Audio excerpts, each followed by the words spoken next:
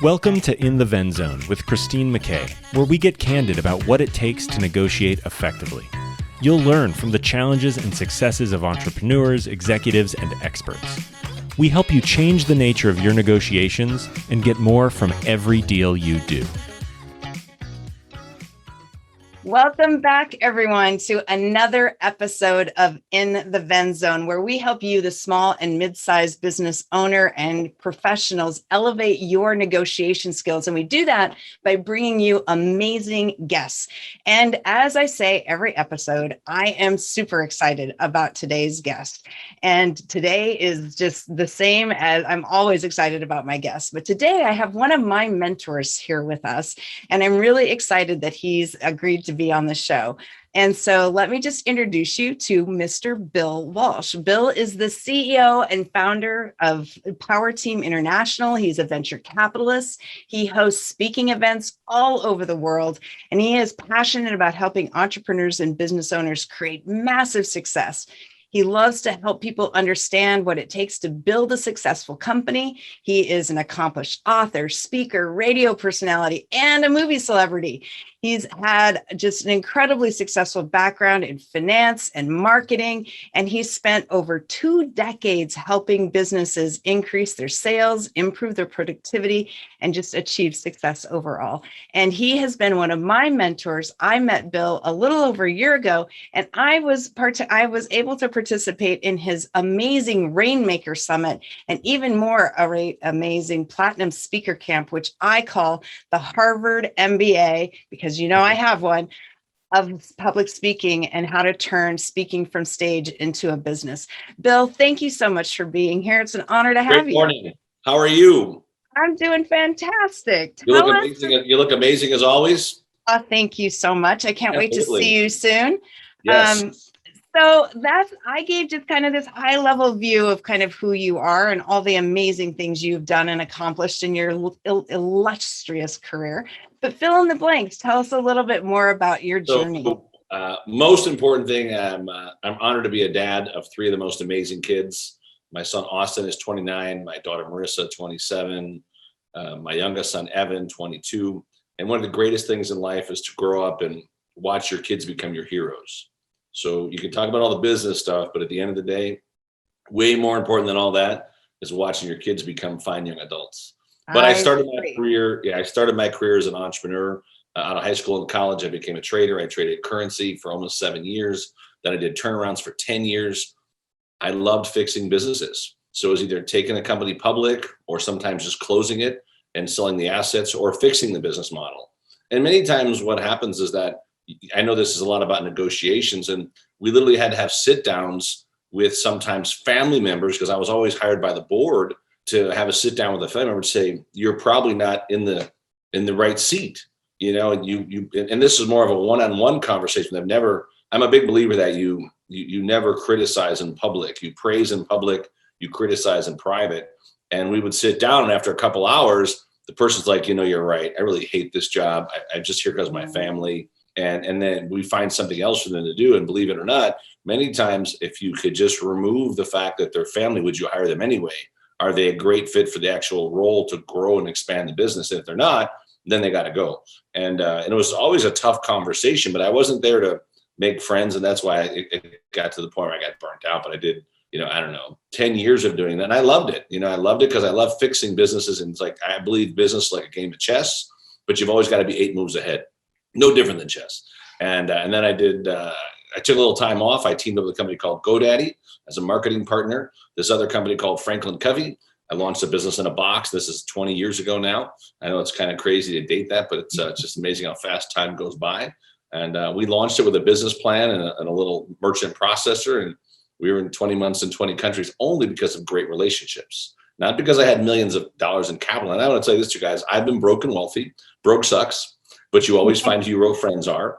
'05, we launched the incubator course Rainmaker, then the venture fund in '07 to invest in startups and turnarounds. '08, our mastermind called Win, which is now in our 13th year. Crazy to say that. Our platinum speaker program in 2010. We became the main sponsor for an event called the Small Business Expo. For almost 7 years, grew that from 2 or 3 cities to 17 cities and just over 100,000 attendees a year. We had great sponsors like Google and AT&T and T-Mobile. And then between all that, we launched book writing courses, speaker, independent one, just be a better speaker programs, internet marketing classes, mastery classes. And now our masterminds in cities, we're in 30 cities with masterminds. And so, but I still think we haven't even scratched the surface. I think we're just warming up, so this last year was a big change because you went from we were doing 400 live events a year to 0. And we went from doing 0 digital events to 300 digital events a year. And so when you talk about being able to navigate, through these things, I believe the quality of your life is in direct proportion to your ability to effectively communicate. So is your bank account, and so are all your relationships. And so I love what you do because obviously you literally help people see things through language that they could never see on their own. And that creates a lot more peace than it does war. And many times, people have to write this down that words matter, and everything you do, words matter. So with that, I'm honored to be here, and that kind of fills in some of the blanks, but it's great to be on your show. Thank you so much, Bill. Yeah, I mean, you said something that I really appreciate, that when you were talking and describing about sitting down with somebody and saying, are you in the right seat? You might not be in the right seat. And I think that, in business and in our personal lives, whether it's with a relationship that's a professional one or a personal one, we often get into these situations where we think that things are going great, but they're not going great for our counterpart. Right. And what ends up happening is that it's like, well, it's not going great, but I think it should be this way. And we get stuck in that viewpoint. We get stuck in that method, that kind of thinking, and it leaves us completely stuck kind of in everything, so that we're not able to move forward.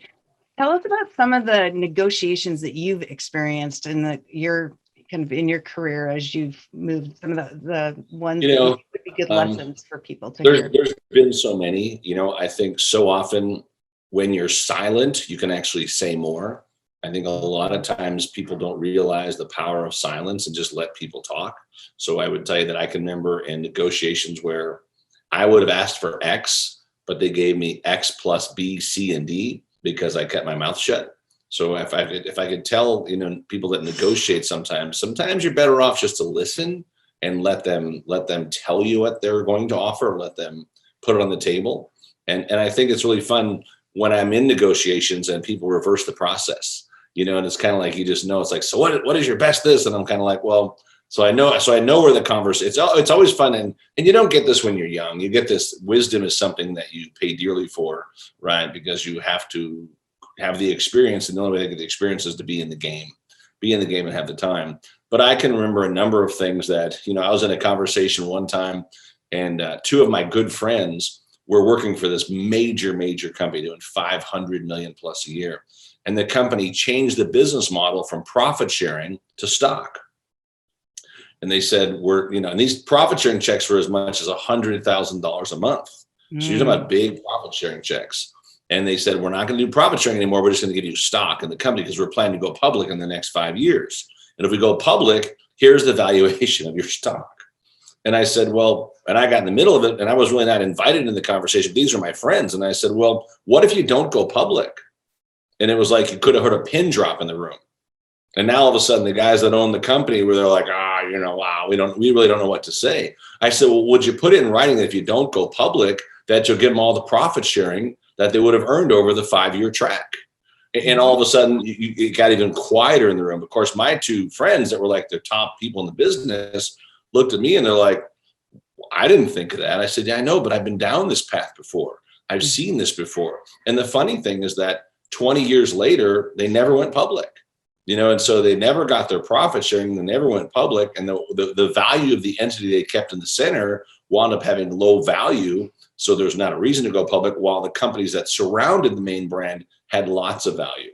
So, and they had a little clause in there just for them, but it didn't help all these other people that didn't have the clause. So think about the other 100+ top producers that got nothing, right? While these two, and the funny thing is that they still thank me for this over 20 years later, because it meant millions of dollars to their families. So sometimes having that, that voice in the room that people don't want to hear can really shake things up a little bit. But I think that you gotta go with what and of course, if it's outside of your lane, say nothing. Do you know what I mean? So negotiation in the kitchen, I just shut up. I can't cook at all. I'll go shopping. I'll get all the steaks picked up and everything else, right? But you gotta know when to. What do they say that when to talk and when to fold, or when to say nothing? Yeah. So that's a great little. Yeah, and I like that because that is actually something that you kind of hit on two different parts in negotiation that people aren't as effective at as they could be. One is they don't know what they do know, and they don't know what they don't know. So they kind of start to seep over into things that they should actually be keeping their mouth shut on. Yep. And people are not effective listeners. And as a result, they're essentially not curious enough about themselves to have clarity on what it is that they want. And they're not curious enough about their counterpart to know what the possibilities actually could be, depending on what questions they ask. And it's that curiosity that allows you to find the optimal deals. And I love that example that you just shared, because sometimes you don't think about what the situation is, and when you're in the middle of it, and you need a third party to come in and say, oh, did you think about this, that, and the other thing? What about this? And it's how that curiosity leads to creativity in the negotiation process. I think it's also sometimes when you're not brought into the conversation, but you need to be there. And there's sometimes when you're invited to the conversation that just your presence alone says everything. So I've been in negotiations where they only brought me in to sit there. Mm-hmm. They only brought me in because they knew if these guys went down the wrong path, that I could hold them very accountable. And so without saying anything, just your presence alone, believe it or not, sometimes a negotiation can be even more effective than your voice. And I know that's hard to believe, but once you've been in that space, you'll see that sometimes just having the right person there with you that really has been down the path 20 times and seen it. And then if the conversation gets off track at all, then you're certainly there to back that up. And that has been a really powerful way to help a lot of other businesses and companies that I've worked with over the years. Yeah, one of the things that I tell small business, especially smaller business owners, is that you need to have an outside force, whether it's an advisory board or something that you can say that you're not the ultimate decision maker. So a lot of times you'll have the business owner in the negotiation, and guess what? The buck stops with you. And so that when you're negotiating with a counterpart and it's a bigger organization or somebody who you think has more leverage or more power, then that bigger organization can say, well, you're the decision maker. I don't have the decision maker at the table. I have to go get approval. And it sounds like a great idea, but I have to go check. So as a small business owner, make sure that you set yourself up so that you have somebody that you have to go check with as well. Yeah.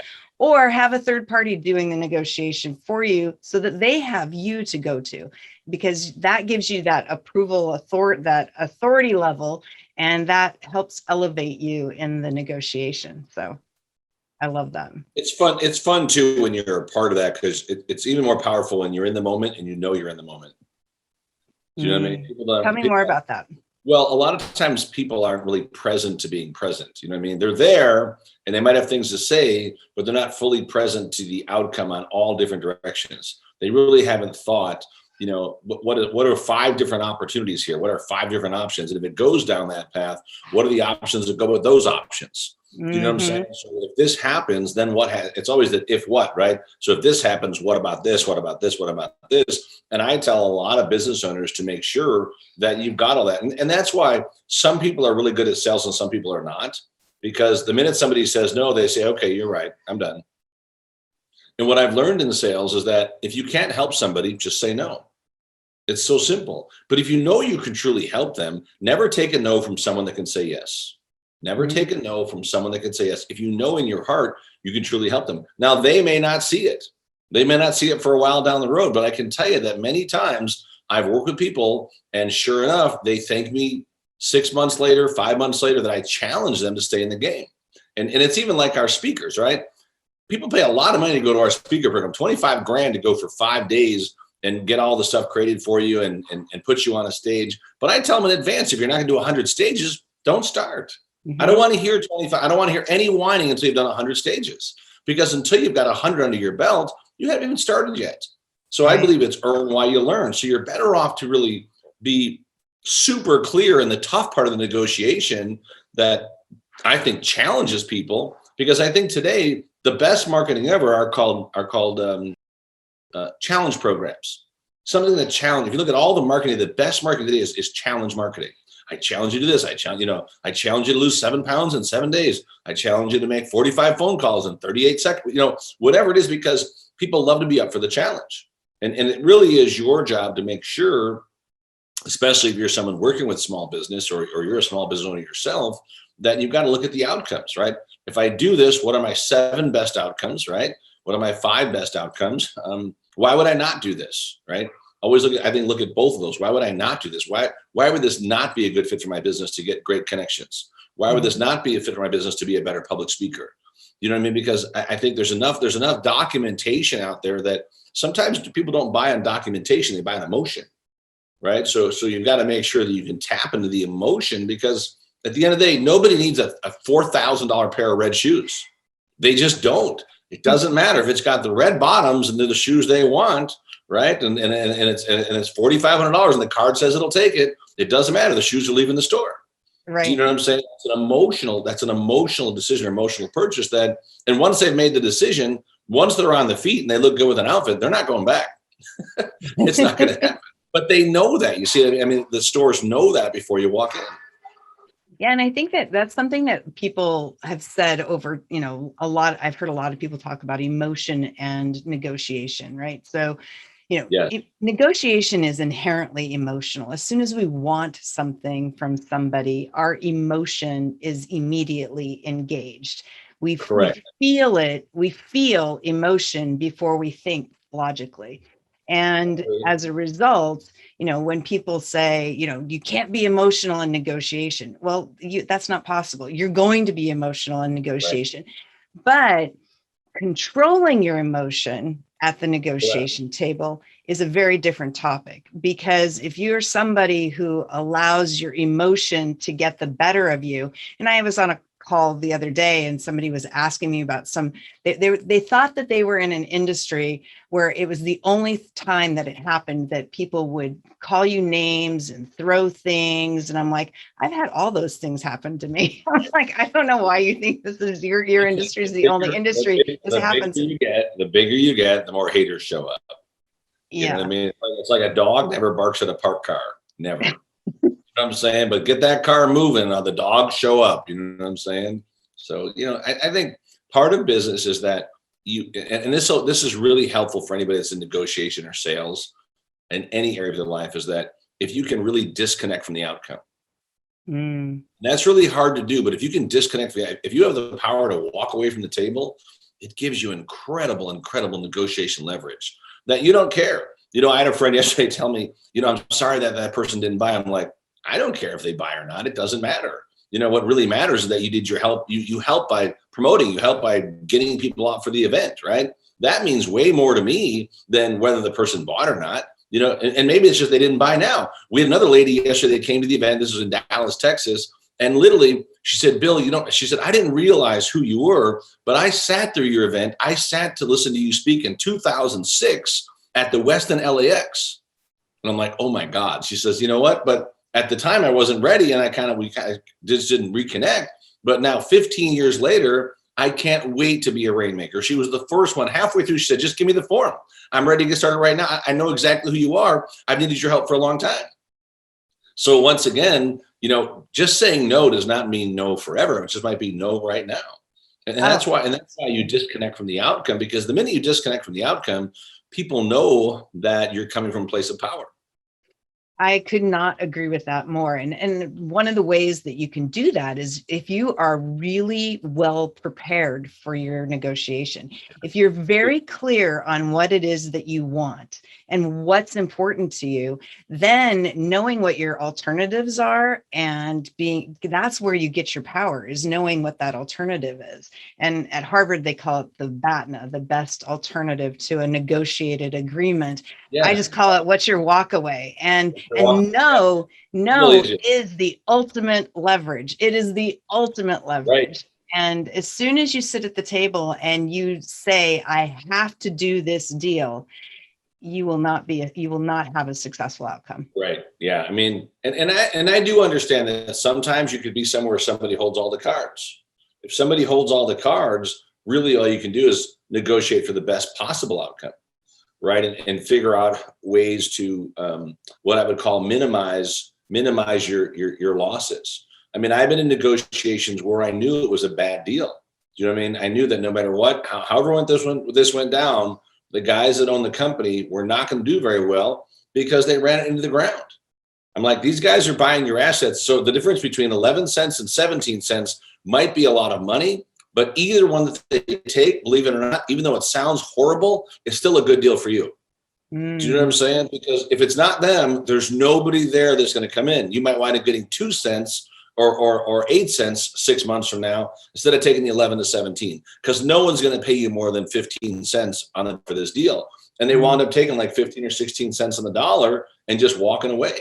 I'm saying, but now what most people don't do is that if you spend too much time only focused on old news, you will never make new news. Does it make sense? Because you're always living in and people, I see people live in the past all the time. I've done this and I've done that and I've done this. And I'm like, and listen, all of that has value, but it's only prepared you for what's next. But if you keep living in the fact that I'm going to sell all these cassette tapes, I'm going to keep selling all these DVDs, I'm going to keep selling all these VHS tapes. Well, you're going to sell them, but nobody has a way to play them. So it means nobody's going to buy them.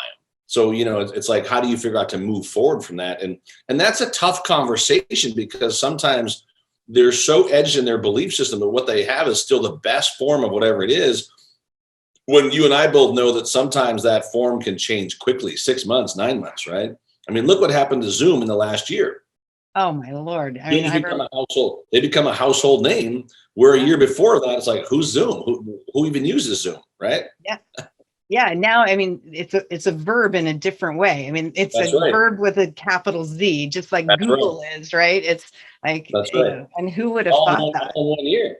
Right. And I mean, I was talking to somebody the other day, and we were talking about how, you know, we've been working remotely, and I've been doing remote negotiation for 20 years. So, you know, when you negotiate with large corporations, they have distributed negotiation teams all over the world. And so nobody's in person.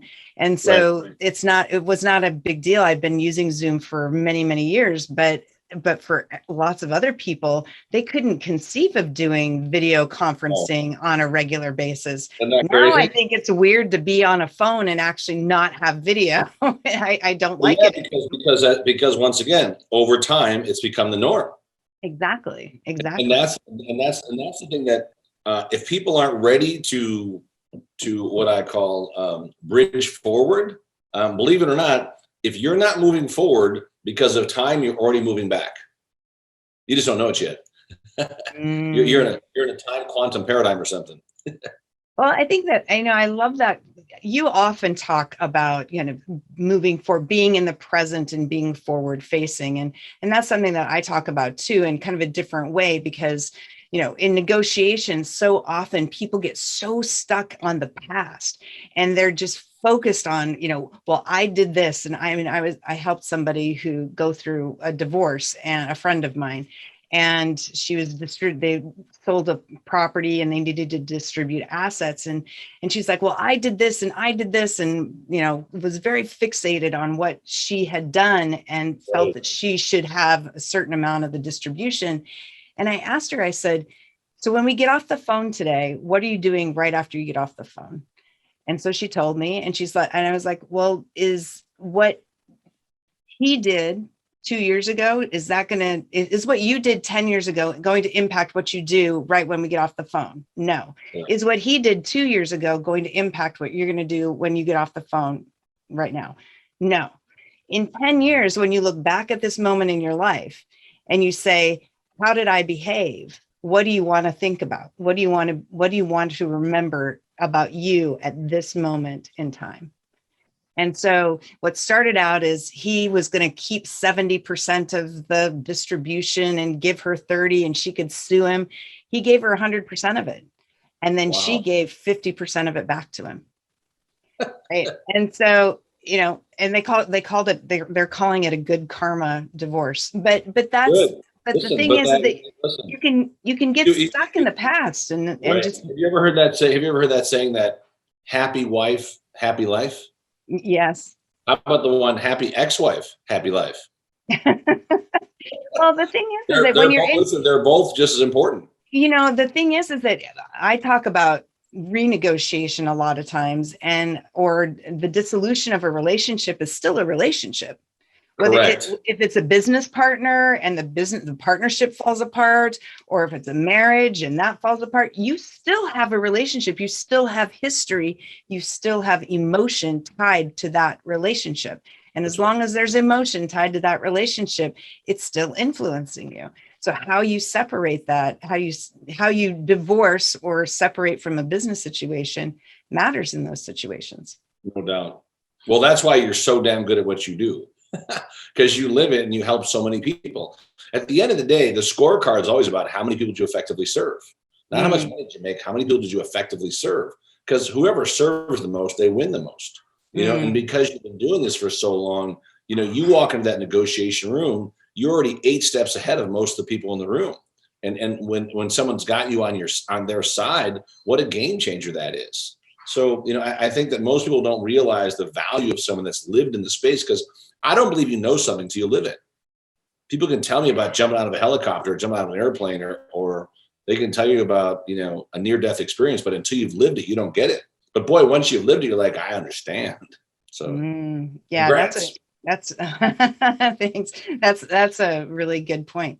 So what are some of the things that you see, because you do so much work with so many small businesses, what are some of the common mistakes or things that you see smaller businesses doing from a negotiation perspective that if you could help them fix, or that I can help them fix, or we can make them aware of, what are some of those? I think one of the first things they have to have is a negotiation with themselves. They have to have a really honest negotiation with themselves. What level of commitment do I have here? Is it 70, 50, 100, all in, not all in, hobby level? So on a scale of 1 to 10, have a conversation with yourself. Where am I going to put my time? Am I all in this one, or am I doing 17 things, all chopping it all up, right? Am I going to cut grass, fix tires, clean boats, do pools, and be a LASIK surgeon? Do you know what I'm saying? So the first conversation, the first negotiation, I believe in business, is always with yourself. And it's your level of commitment that you're going to put towards whatever it is you plan to do. And you've got to be really brutally honest, because every morning you got to look in the mirror. People say, how do you do this? How do you get up and go city to city? And how do you do 3 cities in a day and speak in all those cities? I say, because I've committed to it, right? I understand that greatness is not easy. I understand that people are in pain. Everywhere I go, businesses are in pain. I know that every city I travel to, there are people in pain that I can help them get out of that pain, right? And I love it. And the minute I stop loving it, I'll be done. I'm out.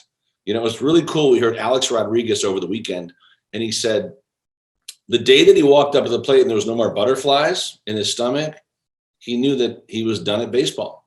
So that negotiation with yourself. And then when he retired that day, or that the rest of that year, because he had like a great year, and he had 696 home runs, and he was so close to 700, and he got all these calls the day after he retired. As soon as he retired, then the other teams could call him to try to pitch him to come over. He got offered ridiculous money to go play, and they're like, you're only 4 home runs away from 700, But the negotiation he had with himself was non-negotiable. So if you can have a non-negotiation, a non-negotiable negotiation with yourself that literally sets yourself in a tone.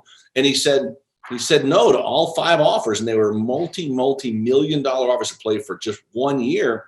He said, I'd rather hit 696 home runs with the Yankees than hit my 700th home run somewhere else.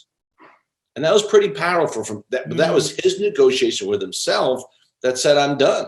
And so it's the same thing when you're starting a business. Have that. And then, of course, the negotiations with others is that if you're going to be a small business owner, put yourself in the shoes of your customers. Put yourself in the shoes of your vendors. Pay your vendors on time.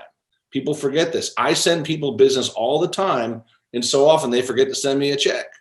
But they're the same ones that'll call back and say, can you send me some more referrals? I'm like, you need to check up from the neck up. You know what I'm saying? Because if you forgot to send me money on the first one, what are my odds of getting paid on the second or 20th one?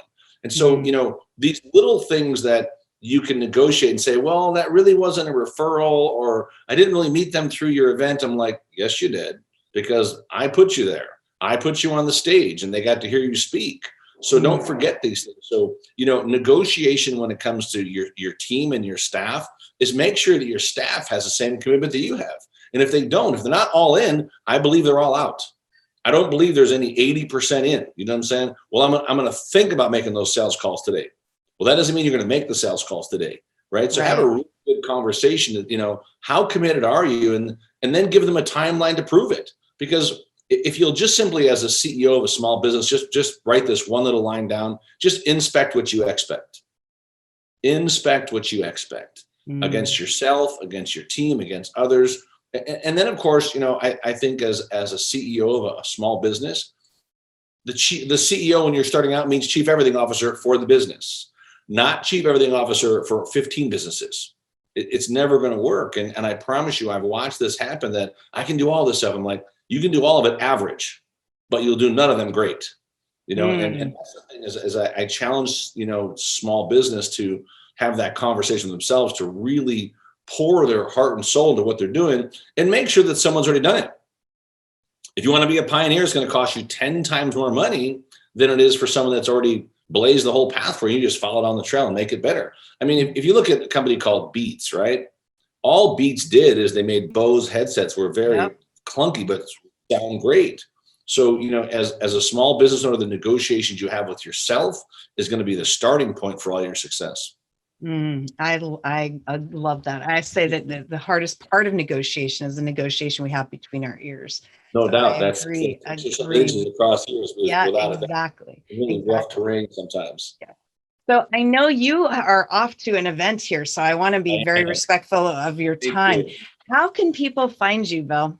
They can always find me right online. I'm on Instagram at Bill Walsh 360. I'm on Facebook at Bill Walsh 360, LinkedIn, all those places. But I'd rather just give everyone a gift. That'd be I wrote a really cool book called The Obvious. You've seen the movie, The Secret. I was in the new movie, Beyond the Secret, The Awakening.